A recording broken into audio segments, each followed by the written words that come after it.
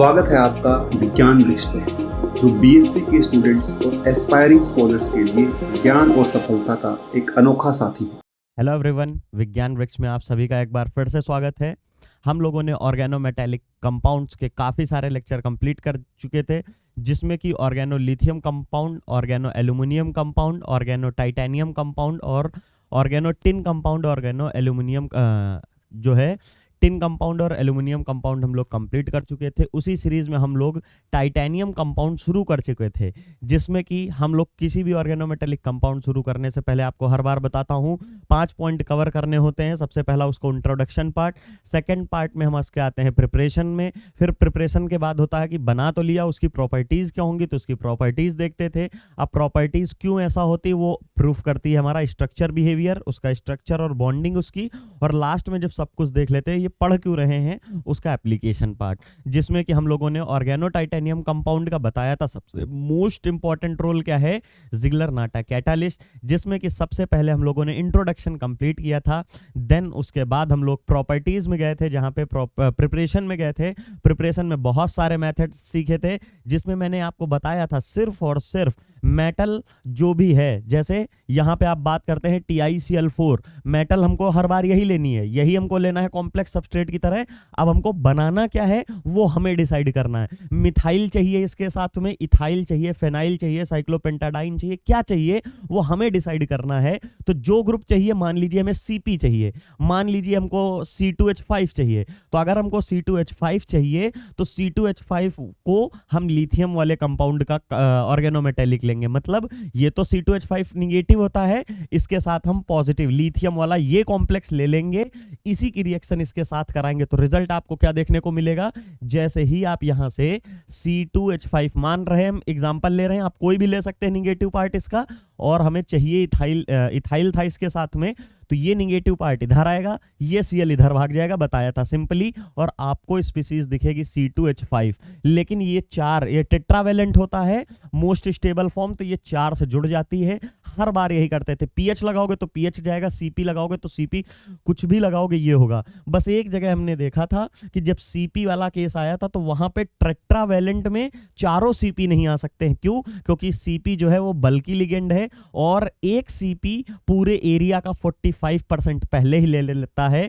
Already अगर 45% हो गया तो 2 सीपी के आने से 90% हो गया, तो बचा 10%, तो 10% में और सीपी तो नहीं आएंगे, इसलिए वहां पे 2 क्लोरीन ले लेते थे, या कोई हमारे जो क्लोरीन पहले से प्रेजेंट थे वो एज सच रहते, खाली 2 का रिप्लेसमेंट होता है। उसके अलावा आप चाहे फेनाइल ले लो, चाहे मिथाइल ले लो, चाहे जो ले लो, सारे के सारे रिप्लेस हो जाते थे। उसी के टर्म में बात करते हैं प्रॉपर्टीज में कि और कौन सी प्रॉपर्टीज हैं। तो सबसे पहली प्रॉपर्टी हमने पढ़ी थी कार्बोमेटाइलेशन रिएक्शन, जिसमें कार्बन के डबल बॉन्ड में हमारा मेटल और R ग्रुप आके यहाँ पे इंसर्ट हो जाता था। पॉलीमराइजेशन का जो कि एक पार्ट है, ये लीजिए ऐसे होता था। इसमें हम अपना ले लेते थे टाइटेनियम R ग्रुप, तो यहाँ का जो हमारा टाइटेनियम R ग्रुप होता है, ये R ग्रुप टूटता है, यही वाला R ग्रुप इधर से जुड़ेगा और ये इधर से जुड़ जाएगा, सिंपली दोनों और डबल बॉन्ड ब्रेक हो जाएगा। और यही तो होता है हमारी पॉलीमराइजेशन में, वही रिएक्शन कराई गई थी। सिंपली पहले एल्यूमिनियम के साथ एक ट्रांजिशन स्टेट बन रही थी, देन वहां से हमको टाइटेनियम और R ग्रुप मिल रहा था, जो कि इंसर्ट होता है एक इस साइड से एल्कीन के, एक इस साइड से। सेकंड प्रॉपर्टी है इसकी सब्स्टिट्यूशन रिएक्शन। आप लोगों ने SN2 रिएक्शन पढ़ी है। सब्स्टिट्यूशन क्या होती है, किसी एक लिगेंड का आना दूसरे का निकालना, सब्स्टिट्यूशन कहते हैं। सिंपल सा नाम ही है सब्स्टिट्यूशन रिएक्शन। हर बार हम लिथियम वाले ही लेते थे, वही यहाँ पे भी है। लिथियम के ऊपर आपको पता है नाइट्रोजन की वैलेंसी होती है 3, मतलब 3 अमोनिया के साथ बना के रखता है। तो यहां से अगर आप क्या करते हो, यहां पे देखिए क्या दिखा है आपको, Me2 दिखा है, तो अगर यहाँ पे एक हाइड्रोजन है, एक हाइड्रोजन यहाँ है, जैसे ही आप इसका एक प्रोटॉन बाहर निकालते हो तो क्या बनता है, बनने वाली स्पीसीज, एक लोन पेयर तो इसका पहले से ही होता है, बनने वाली स्पीसीज ये एनायनिक हो जाती है। तो जो खुद का होता है तो उसको हम शो नहीं करते हैं और कुछ इस टाइप की स्पीसीज दिखा देते हैं। ठीक है, तो वही चीज है, ये जैसे ही निगेटिव पार्ट है वही निगेटिव पार्ट यहां जनरेट है, और निगेटिव पार्ट को स्टेबलाइज करने कौन आता है, स्टेबलाइज करने हमारा पॉजिटिव पार्ट आएगा, इसलिए हमने यहां पे लिथियम लिखा है। निगेटिव पार्ट है ही, ये जाके सीधा जैसे हर बार आर ग्रुप जाता था, इस बार ये निगेटिव ग्रुप आके टाइटेनियम पे अटैक करेगा सिंपली, और जैसे ही अटैक करेगा तो आपके सामने देखिए रिजल्टेंट है, सब्स्टिट्यूशन रिएक्शन है, मतलब ये हमारा नीला वाला ग्रुप जो NMe2 से मैंने सर्कल किया है, ये तो अटैक करेगा जाके और निकलेगा क्या, यहां से हमारा Cl ग्रुप रिप्लेस हो जाएगा। तो NMe2 का यहां पे अटैक करना और इसका रिमूवल, सब्स्टिट्यूशन हो गया यहां से। तो ये हमारी कौन सी रिएक्शन देता है, ये बोल सकते,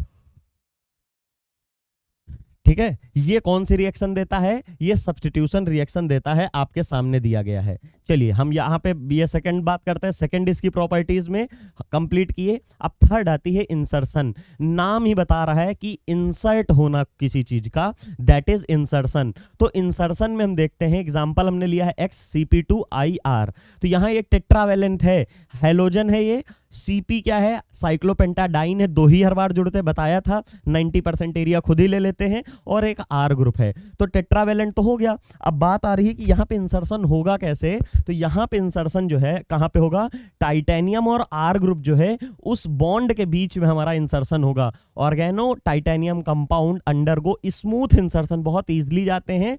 for example carbon monoxide can easily be inserted into Ti और R। कोई भी अल्काइल है, CH3 ग्रुप है, तो यहाँ पे टाइटेनियम और मान लीजिए CH3 है और ये टाइटेनियम है, तो इसके बीच में जब इंसर्शन होगा तो हमें TiCO-CH3 देखने को मिलेगा, जिस ग्रुप को आप क्या बोलते हो, एसाइल ग्रुप बोलते हो, यही तो होता है एसाइल ग्रुप। तो ये हमारा फॉर्मेशन हो जाएगा। सिंपल इंसर्शन रिएक्शन है, वो भी क्या है, बहुत स्मूथ हो जाती, मतलब कोई कंडीशन वंडीशन बहुत ज्यादा नहीं है।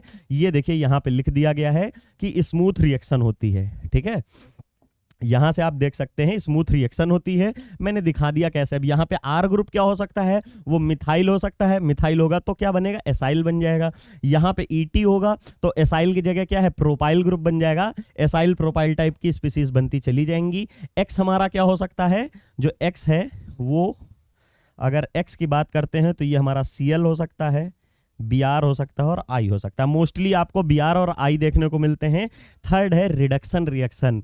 नाम आता है रिडक्शन रिएक्शन, तो आपने क्लास 12th से पढ़ा है, रेडॉक्स चैप्टर था कि addition of hydrogen is called reduction, removal of oxygen is called reduction. और थर्ड इसकी डिफिनेशन क्या है कि जब भी कोई स्पीसीज इलेक्ट्रॉन गेन करती है, एक इलेक्ट्रॉन ले लेती है, तो उसको कहते हैं रिडक्शन। मैं फिर से बोल रहा हूं, तीनों डिफिनेशन नोट कर लीजिएगा। सबसे basic, addition of hydrogen is called reduction. दूसरी basic, removal of oxygen is called reduction. लेकिन ये हमारे काम की अब नहीं होती है। हायर लेवल पे जैसे ही BSc वगैरह में आते हैं तो इलेक्ट्रॉन के टर्म्स में बात करते हैं, तो वही हमारी इंपॉर्टेंट है, नोट करके लिख लीजिएगा कि addition of electron is called reduction. ध्यान से देखिएगा, यहां पर हमारा टेट्रावेलेंट है CP और Cl। Cl के ऊपर कितना चार्ज होता है आप बताइए, Cl के ऊपर 1 होता है, तो 2 Cl हैं तो 2 निगेटिव चार्ज हो गए। अब CP के ऊपर क्या चार्ज होगा सर, हाँ याद करिए, मैंने बताया था कि CP भी हमारा क्या है, ये होता है, यहां पे एक निगेटिव चार्ज होता है। क्यों, इसको एरोमेटिक होना होता है, तो इसके ऊपर भी जैसे क्लोरीन के ऊपर एक निगेटिव, इस तरह CP के ऊपर भी एक निगेटिव है। लेकिन यहां पे कितने CP हैं, 2, तो 2 CP होने का मतलब यहां 4 हमारे निगेटिव चार्ज हो गए, 2 CP के 2 Cl के, तो इसकी ऑक्सीडेशन स्टेट हो गई 4। अब यहां पे अगर आप ध्यान से देखेंगे, एक Cl का निगेटिव, 2 CP के निगेटिव, तो यहां हो गए +3। तो कोई चीज +3 में थी, +4 में थी, +3 में कैसे कन्वर्ट होगी, जब तक उसको एक इलेक्ट्रॉन नहीं दोगे। जैसे ही एक इलेक्ट्रॉन दिया तो +4 वाली चीज +3 वाले में कन्वर्ट हो जाएगी। और +3 से +4 में मतलब जब भी आप, सोडियम नॉर्मल होता है, एक इलेक्ट्रॉन लूज करता है, एक इलेक्ट्रॉन लूज करता है तो क्या होता है, सोडियम से Na+ बन जाता है। लेकिन अगर एक इलेक्ट्रॉन ले जैसे क्लोरीन न्यूट्रल होता है, तो एक इलेक्ट्रॉन लेता है तो क्या होता है, क्लोरीन निगेटिव की फॉर्म में आ जाता है। तो 0 से -1 में आ रहा है, वही चीज मतलब ऑक्सीडेशन स्टेट डिक्रीज हो रही है। 0 से निगेटिव में आ रहा है तो वो ऑक्सीडेशन स्टेट डिक्रीज हो रही, इसका मतलब रिडक्शन होता है। और किसी का 0 से +1 में जाता है, +2 में जाता है तो ऑक्सीडेशन होता है। तो यहां पे क्या हो रहा है, +4 से +3 में आ रहा, मतलब रिड्यूस हो रही ऑक्सीडेशन स्टेट, इलेक्ट्रॉन ले रहा है ये, इसका मतलब इसका रिडक्शन हो रहा है। आपके सामने है। और यहां पे कौन से मेटल की प्रेजेंस में होगा, ये बोला गया है tetravalent titanium compound easily reduced in presence of reactive trivalent compound. मतलब ये जो है, ये जो स्पीसीज बनेगी हाईली रिएक्टिव होगी, ऐसा नहीं है कुछ, याद रखिएगा, ये बन तो रही है, रिएक्टिव होगी। किसके प्रेजेंट में, सोडियम हो, Mg हो, जिंक हो, इनके प्रेजेंस में।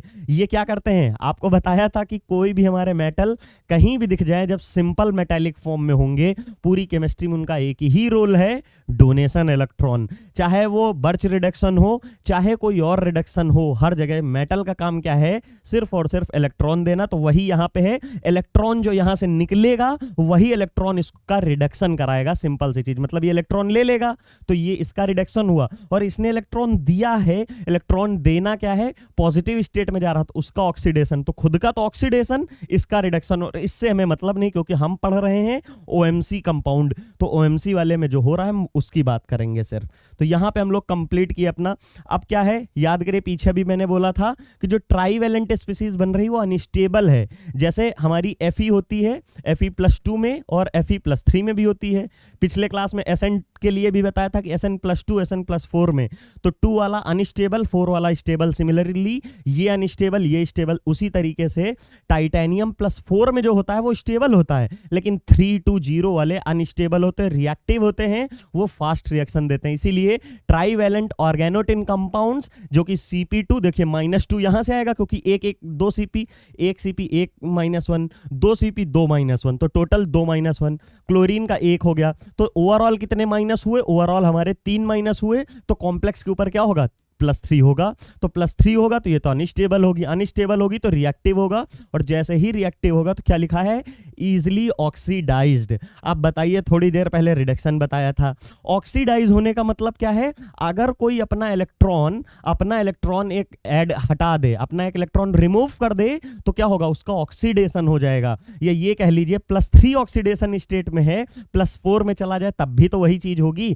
तो ध्यान दीजिएगा कि यहां किसमें है, +3 है, और ये कह रहा है ये इजीली ऑक्सीडाइज होता है। क्यों होता है, क्योंकि हमें पता है इसकी ऑक्सीडेशन स्टेट +4 वाली जो है वो ज्यादा स्टेबल है। तो ज्यादा स्टेबल कब जाएगी, +3 से +4 में जा रही, मतलब ऑक्सीडेशन इंक्रीज हो रहा है, ऑक्सीडेशन नंबर इंक्रीज हो रहा है, मतलब वहां पे ऑक्सीडेशन हो रहा है। पीछे वाले में 4 से 3 में आ रहे थे, ऑक्सीडेशन नंबर डिक्रीज हो रहा था, मतलब रिडक्शन हो रहा था। इस बार ऑक्सीडेशन नंबर इंक्रीज हो रहा, मतलब ऑक्सीडेशन हो रहा है।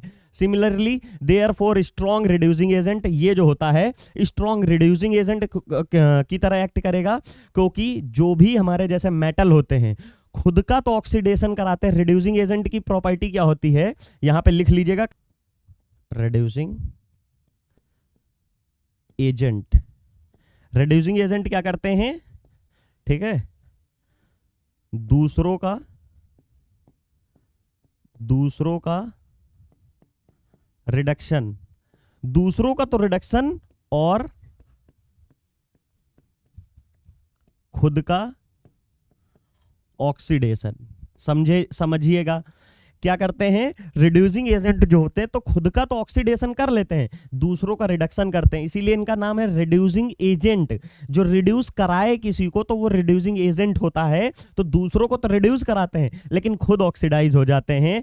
अब बात आती है कि रिड्यूसिंग एजेंट ये हो गया, और यहां पे रिडक्शन किसे कहते हैं, रिडक्शन किसे बोलेंगे, सिर्फ और सिर्फ रिडक्शन यहां पे अगर हम ऑक्सीडेशन स्टेट के टर्म में बात करेंगे तो डिक्रीज इन ऑक्सीडेशन स्टेट, +3 से +4 में जा रहा है, मतलब यहां क्या हो रहा है, इसका ऑक्सीडेशन हो रहा है। और +4 से +3 में आया था, यहां पे देखिए, यहां पे क्या था, +4 में था, +4 से +3 में आया, तो ये रिडक्शन हो रहा है, ठीक है, क्योंकि यही तो हमने पढ़ा, याद देखिए, decrease in the oxidation state. और ऑक्सीडेशन क्या होता है, ऑक्सीडेशन होता है इंक्रीज इन ऑक्सीडेशन स्टेट, उल्टा कर लीजिए, इंक्रीज इन ऑक्सीडेशन स्टेट। उसी तरह रिड्यूसिंग एजेंट का उल्टा ऑक्सीडाइजिंग एजेंट। ऑक्सीडाइजिंग एजेंट क्या करते हैं, खुद तो रिड्यूस होते हैं, जो क्या करते हैं ऑक्सीडाइजिंग एजेंट, दूसरों को ऑक्सीडाइज करते हैं और खुद रिड्यूस होते हैं। और रिड्यूस कौन होते हैं, जो इलेक्ट्रॉन लेते हैं या जिनकी ऑक्सीडेशन स्टेट डिक्रीज हो जाती है वो होते हैं। इनको आप नोट करके लिख सकते हैं बहुत अच्छे से। सामने कुछ कॉम्प्लेक्स है, देखिए टाइटेनियम 3 वाला Cp2, ये -2 हो गया, -1 हो गया। दूसरे कलर से दिखा देता हूं, ये लीजिए, ये -2 हो गए क्योंकि 1 1 2 हो जाएंगे, -1 है तो ओवरऑल इस ये किस में है, +3 में, इसलिए यहाँ टाइटेनियम +3, ये -1 में है, यहाँ पे इस बार हेलोजन 2 हो गए तो -2, तो मतलब ये भी +3 में है। ओवरऑल टाइटेनियम के ये 3 कॉम्प्लेक्स हमारे कैसे हो जाएंगे, +3 ऑक्सीडेशन स्टेट में हो जाएंगे। यहाँ पे दो लिखा है, इसमें आप कंफ्यूज हो रहे होंगे, यहाँ इसकी तो -1 है, पीएच की भी -1 है, लेकिन जो OET का होल ट्वाइस लिखा है ये ईथर है। ईथर किससे जुड़ा है यहाँ समझ रहे हैं आप, यहाँ -1 होना चाहिए था लेकिन नहीं होगा। क्यों, क्योंकि इसने अपनी नॉन बॉन्डेड इलेक्ट्रॉन पेयर से डोनेट करा है, कोई सिंगल अनपेयर्ड इलेक्ट्रॉन नहीं है। जैसे क्लोरीन को हम क्यों देखते हैं, क्योंकि अपना क्लोरीन के पास 7 इलेक्ट्रॉन होते हैं, ये लीजिए, तो ये पेयर्ड वाले होते हैं, इससे अनपेयर वाले से देता है इसलिए नेगेटिव चार्ज है। अगर इससे नेक्स्ट वाला किसी को देगा तब हम उसका चार्ज नहीं काउंट करेंगे, क्लोरीन का -1 ही चार्ज होगा। उसी तरह से ये अपनी नॉन बॉन्डिंग इलेक्ट्रॉन डेंसिटी देते हैं तो इनका 0 चार्ज, तो -1 तो यहाँ +2 में हो गया। सिमिलरली यहाँ Cp के ऊपर कितना है, -1 होता है तो 2 है तो -2, और ये Pme क्या है, देखिए P और यहाँ पे Me, फॉस्फोरस की वैलेंसी 300 करती है, तो यहाँ पे हमारा ये हो गया। और इस बार फॉस्फोरस कहाँ से दे रहा है, फिर से हमारा नॉन बॉन्डेड इलेक्ट्रॉन डेंसिटी, या आप जिसको लोन पेयर बोलते हो, इसकी ही तो हम नहीं काउंट करते, यहाँ भी नहीं काउंट कर रहे हैं, यहाँ भी नहीं काउंट करेंगे, इसलिए ये भी +2 में है। जब बात आती है C6H6 वाले में, यहाँ बेंजीन पाई बॉन्ड से दे रहा है, और पाई बॉन्ड से या लोन पेयर कोई देता है या पाई बॉन्ड से देता है तो वो वैलेंसी में नहीं काउंट होते हैं, इसलिए यहां पे जुड़े तो 2 लोग हैं लेकिन इसकी वैलेंसी 0 हो जाएगी, इसलिए टाइटेनियम 0 हमने यहां पे लिखा हुआ है। आगे मूव करने से पहले, स्ट्रक्चर और बॉन्डिंग पढ़ने से पहले मैं आपको बता दूं, विज्ञान वृक्ष आपके लिए बहुत ही अफोर्डेबल प्राइस पे फुल सेमेस्टर रिकॉर्डेड कोर्स लाया है, तो आप जाकर उसको परचेज कर सकते हैं और अपनी प्रिपरेशन को बूस्ट अप कर सकते हैं। आपको नोट्स वगैरह बनाने की भी जरूरत नहीं है, क्योंकि जो भी हम क्लास पढ़ते हैं उसकी जो भी PDF होती है वो आपको प्रोवाइड कर सकते, जिसको आप डाउनलोड कर सकते हैं और प्रिंट आउट निकलवा सकते हैं, तो आपको नोट्स बनाने की भी आवश्यकता नहीं है। साथ ही साथ में आप में से कई बच्चों का सपना होगा IIT वगैरह में जाने का या सेंट्रल यूनिवर्सिटीज में जाने का, तो CUET PG जो एग्जाम होता है उसके थ्रू आप किसी भी सेंट्रल यूनिवर्सिटी में एडमिशन लेते हैं, जिसके लिए आपकी तैयारियों को इन्हेंस करने के लिए विज्ञान वृक्ष ने बहुत ही अफोर्डेबल प्राइस पे आपके लिए CUET PG का भी कोर्स लॉन्च किया हुआ है। साथ में से जिन लोगों का सपना IIT में जाने का है, तो विज्ञान वृक्ष उस सपने को साकार करने में आपकी मदद कर सकता है। पढ़ना तो आप ही को पड़ेगा, पढ़ना आपको पड़ेगा, तो विज्ञान वृक्ष क्या करता है, उसकी फीस को अफोर्डेबल करने के लिए कंटेंट अच्छा देकर आपकी मदद कर सकता है, जिसको आप परचेज करके IIT और NITs में जाने का अपना सपना साकार कर सकते हैं। साथ ही साथ IIT गेट और CSIR नेट का भी कोर्स जो है विज्ञान वृक्ष ने लॉन्च किया हुआ है, जिसको आप परचेज कर सकते हैं। आपको पता होना चाहिए IIT गेट में अगर आपकी बहुत अच्छी रैंक आती है तो आपको direct government job, ISRO, DRDO, BARC, ONGC, GAIL, BEL जैसी जगहों पे आपको डायरेक्ट इंटरव्यू के बेस पे ही जॉब मिलती है। साथ ही साथ अगर आपकी रैंक अच्छी नहीं आई, किसी कारणवश से आप लैक कर गए, तो आपको IIT से MTech करने का मौका मिलता है। अगर आप मास्टर्स पहले ही कर रखे हैं तो आपको वहां से IIT से PhD करने का मौका मिलता है। और आप में से कई बच्चों का जुनून, जो पैशन है, टैशन है, वो सारे लोग क्या है, CSIR नेट या टीचिंग पैशन होगा, तो उसके लिए CSIR नेट एग्जाम क्रैक करना कंपलसरी होता है। तो विज्ञान वृक्ष के साथ जुड़िए और एक ही बहुत ही उम्दा तैयारी करिए, मतलब बहुत ही जो कोर्स है ना, बहुत ही वेल मैनर्ड में डिजाइन किया गया है, जिसको पढ़ना, फिर मैं कह रहा हूं पढ़ना आप ही को है। बस विज्ञान वृक्ष आपके लिए क्या कर सकता है, कंटेंट कंप्लीट कंप्लीटली एक जगह करके कंसाइज वे में और बहुत ही वेल मैनर में एक्सप्लेन करके दे सकता है, जो कि विज्ञान वृक्ष करता है। साथ ही साथ में CUET, PG, IIT JAM, IIT GATE और CSIR नेट जैसे एग्जामों के लिए आपको मिलती है all over India test series, जिससे आप अपनी तैयारी को ऑल ओवर इंडिया लेवल पे चेक कर सकते हैं, क्योंकि वहां पर रैंकिंग दी जाती है जिससे आप कंपेयर कर सकते हैं टॉपर के साथ, या आप खुद भी टॉपर बन सकते हैं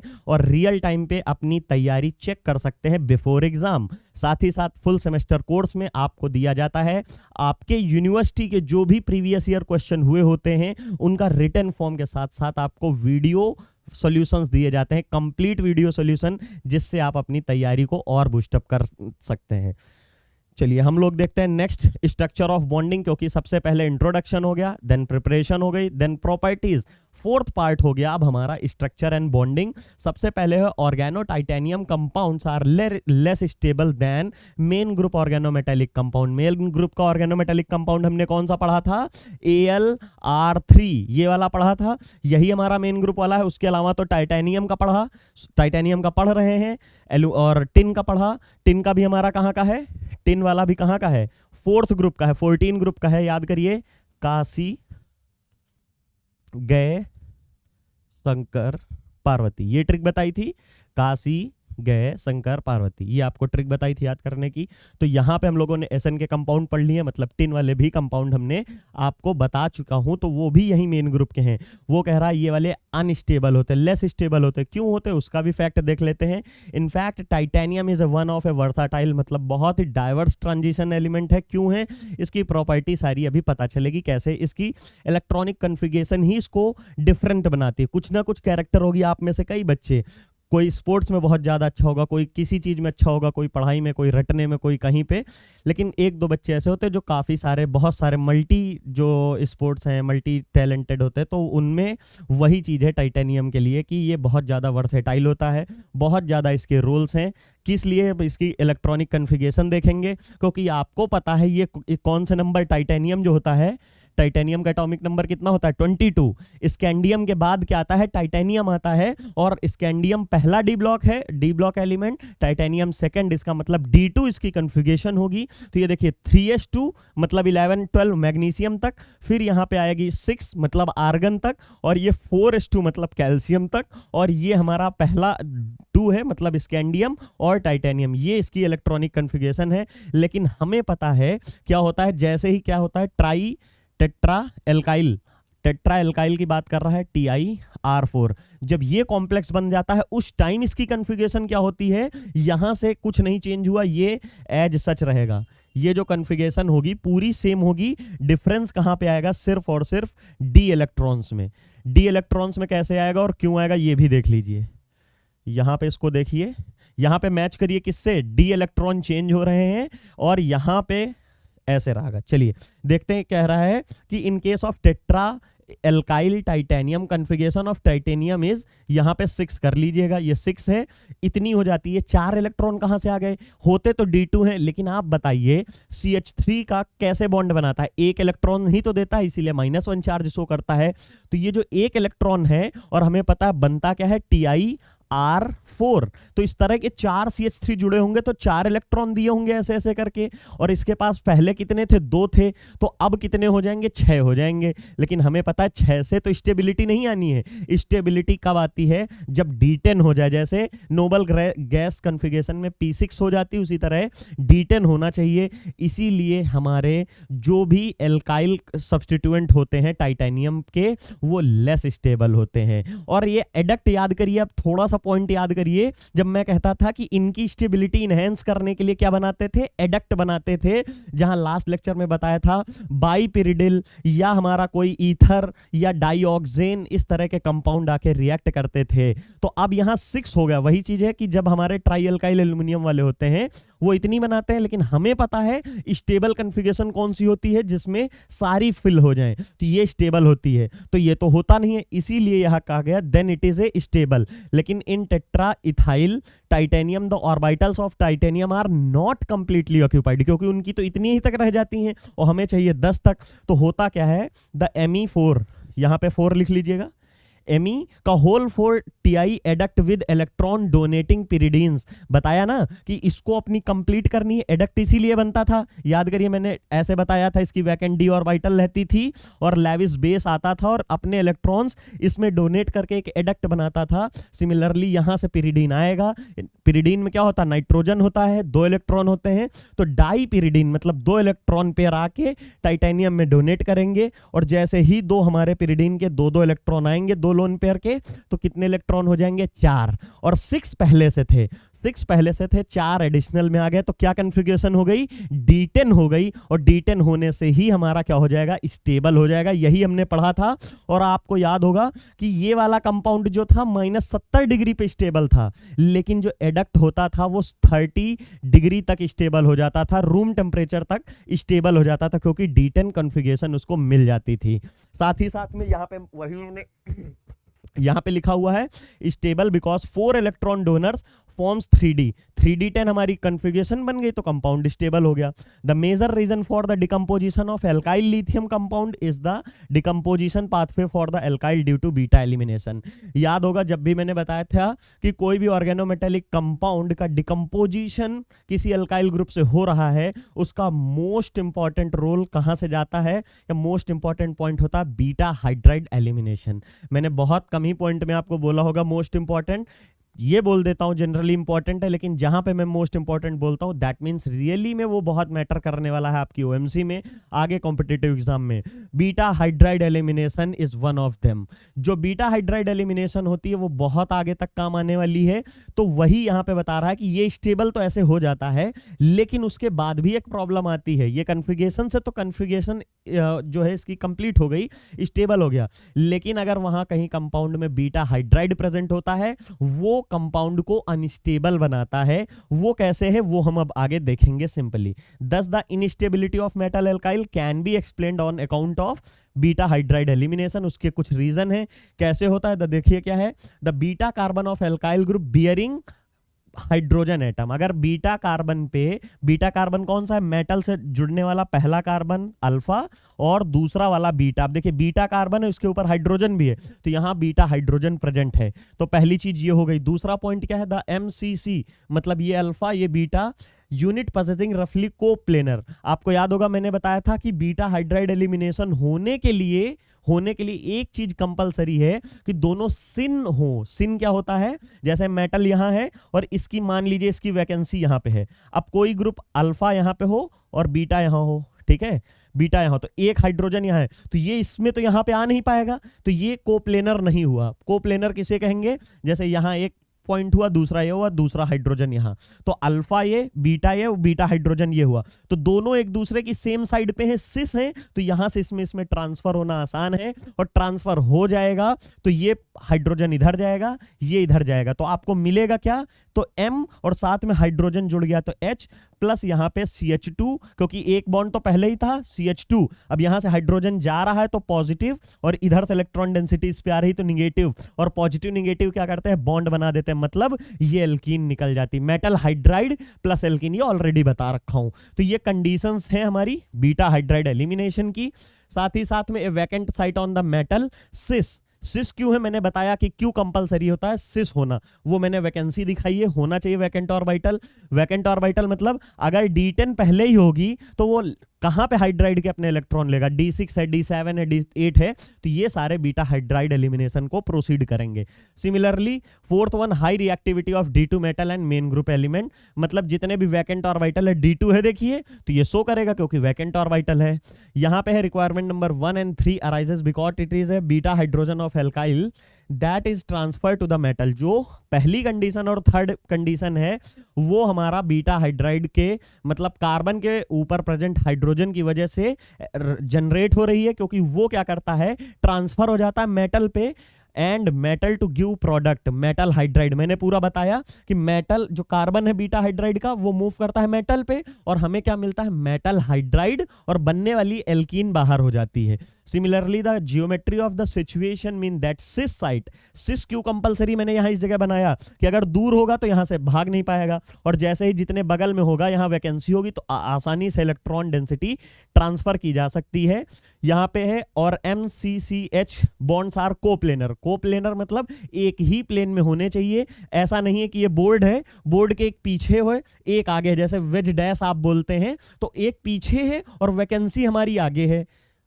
आप समझिए यहां पे अगर हमारी ये है और ये पेन है मान लीजिए, तो एक हमारा वैकेंसी यहां है, हाइड्रोजन यहां है, तो बताइए कैसे ट्रांसफर होगा। ये इलेक्ट्रॉन डेंसिटी इधर है और जाना इधर है, तो कैसे होगा, इसमें प्लेनर होना चाहिए, मतलब ये प्लेन में यहां पे हमारी वैकेंसी है और इसी जगह इस जगह कहीं हाइड्रोजन होना चाहिए, तो बगल में होगा, सिस में होगा, तो इजी इलेक्ट्रॉन डेंसिटी ट्रांसफर कर सकते हैं।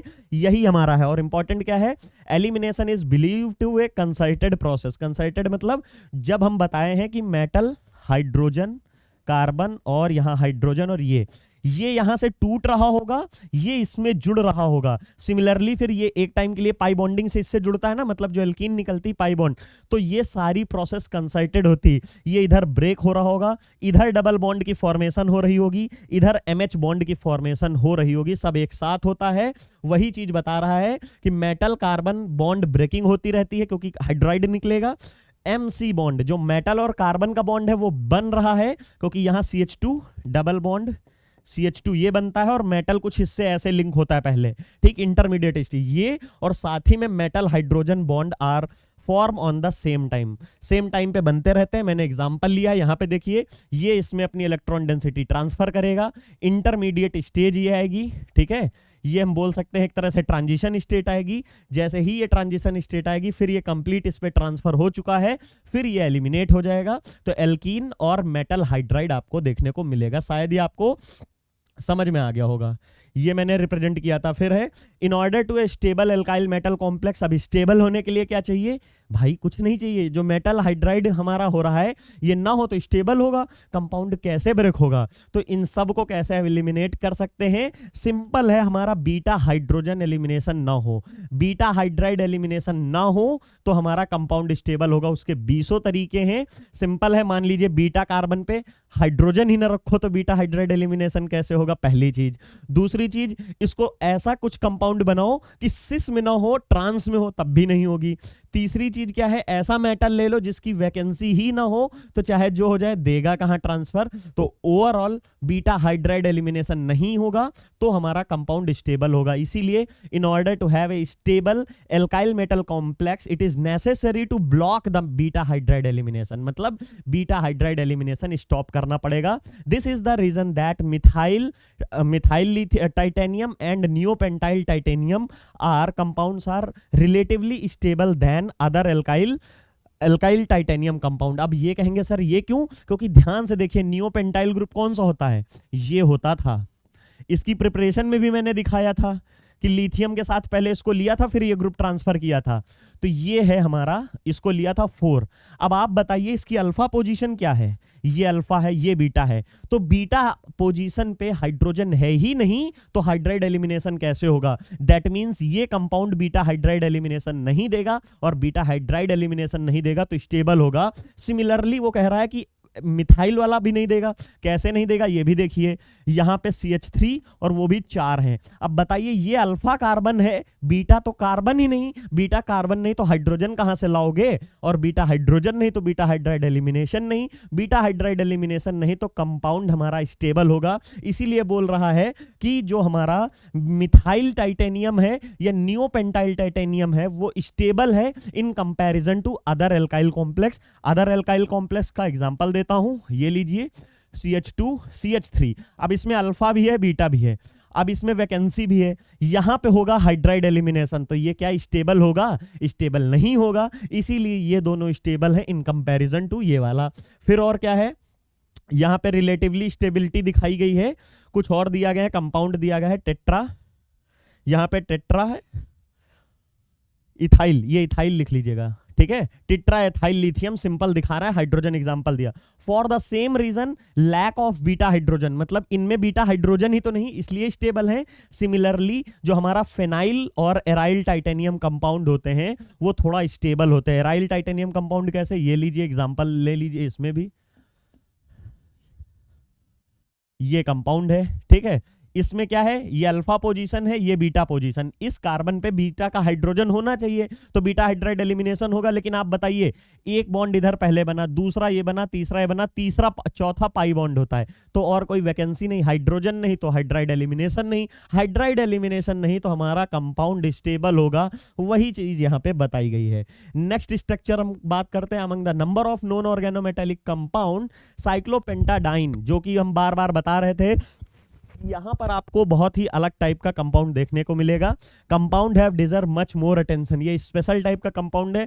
मैंने बताया भी था कि एक सीपी 45% एरिया लेता है, तो 2 सीपी 90% एरिया ले लेंगे। इसीलिए 4 के चारों सीपी टाइटेनियम के साथ कभी नहीं आते दिखेंगे, या किसी भी कॉम्प्लेक्स में आपको 4 के चारों सीपी नहीं आते दिखेंगे। आप कहेंगे अरे सर सामने तो बना हुआ है, आप ऐसे कैसे कह रहे हैं? लेकिन बात समझिए, सीपी नहीं आते दिखेंगे मतलब ईटा 5 हेप्टिसिटी में सीपी नहीं आते दिखेगा। यहां पे आप देखेंगे मैंने थोड़ा सा अलग टाइप की बॉन्डिंग की है, ये वाला सीपी और ये वाला सीपी पाई बॉन्डेड है मेटल के साथ। लेकिन यहां पे अगर ध्यान से देखेंगे तो सिर्फ और सिर्फ एक एक कार्बन है। और आपको हेप्टिसिटी की 3-4 क्लासों में मैंने समझाया था, what is hapticity, the number of carbon atom linked to a metal directly, तो वही होती है हेप्टिसिटी। तो इस लिगेंड की कितने कार्बन एटम लिंक हो रहे हैं? एक हो रहा है, तो इसकी हेप्टिसिटी कितनी होगी? इसकी हेप्टिसिटी 1 होगी। इसके कितने हो रहे हैं? रेजोनेंस पाई बॉन्डिंग से जुड़ रहा है, इसका मतलब इसके तो 5 हो रहे हैं, तो ये 5 में हुआ। इसका भी 1 हो रहा है, तो इसका भी 1 हो जाएगा, और इसके 5 हो जाएंगे। तो जो नीटा 5 वाले होते हैं, जिनकी हेप्टिसिटी ईटा 5, ईटा सीपी 5, ये 40% एरिया लेता है, ये वाला 45% एरिया लेता है, ना कि ईटा 1 वाला। ये बात याद रखिएगा, ठीक है, ये बात याद रखिएगा। वही बताया गया है यहां पे। Compound haves deserve most complex ए टिपिकल कंपाउंड, ये TiCC5 टाइटेनियम C5H5 का होल 4 मतलब tetra cyclopentadienyl titanium compound need special attention. It can be prepared by, simple है, C6H5 सोडियम को लिया आपने, इसके ऊपर पॉजिटिव, इसके ऊपर निगेटिव, यहां पे हमारा Cl4 है, यही लिया होगा क्योंकि हर बार हम यही लेते हैं। हाँ बिल्कुल, it can be prepared by formation, ये रहा, देखो इसी के साथ हर बार हम इसी से रिएक्शन कराते हैं। तो ये पॉजिटिव, ये निगेटिव, ये इस पे आएगा और आपको कुछ इस टाइप का कंपाउंड दिखेगा। लेकिन it offers an interesting structure formulated as eta 1 के 2 और ईटा 5 के 2। तो हमारे ये हो गया in which 2 of cyclopentadienyl ring act as monohapto क्या होता है ये सब बता रखा हूं आपको डिटेल में। जिनका एक कार्बन से लिंकिंग होती है उसे मोनोहेप्टो कहते हैं, और जिनकी 5 से होती तो उन्हें पेंटाहेप्टो, 2 से होता है तो डाई या बाई हेप्टो, या 3 से है तो ट्राईहेप्टो बोलते हैं। तो ये हमारा कुछ स्पेशल टाइप का कंपाउंड था, एक ही होता है। आपके सामने मैंने इसको रिप्रेजेंट कर दिया है। यहां से हमारा ऑर्गेनो टाइटेनियम कंपाउंड का पूरी जो भी स्ट्रक्चर वो है कंप्लीट किया। सबसे पहले इंट्रो, फिर प्रिपरेशन, फिर प्रॉपर्टीज, अब स्ट्रक्चर। नेक्स्ट लेक्चर में मिलेंगे इसकी बहुत ही अच्छी पूरी एप्लीकेशन पार्ट के साथ, क्योंकि एप्लीकेशन इसका थोड़ा बड़ा है, क्योंकि इसी के अंदर आता है जिगलर-नाटा कैटालिसिस, जिसकी पूरी मैकेनिज्म आपके पेपर में एग्जाम में आती है लॉन्ग आंसर के फॉर्म में। वो मैं आपको पूरा वेल मैनर में एक्सप्लेन कर रहा रहूंगा। Thank you so much.